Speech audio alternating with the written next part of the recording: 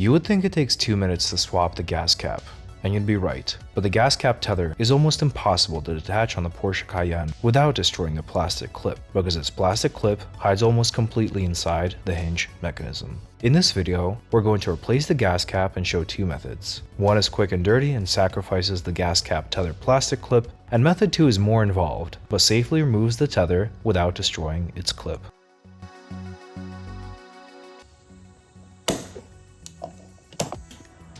That's probably not the best way to remove the gas cap.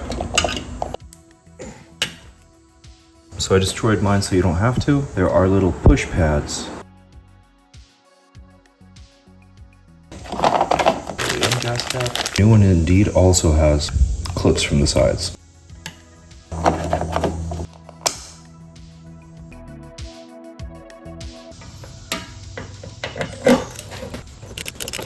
And you want to make sure to catch these so that they don't fall inside of the fuel hole. So you might want to cover this up with something.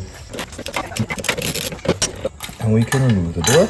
And here we have the removed gas fuel lid as well as our gas cap. Now, as we can see, there are these two tabs on the inside that we have to press to release. So once we have the door off, we turn this into this position.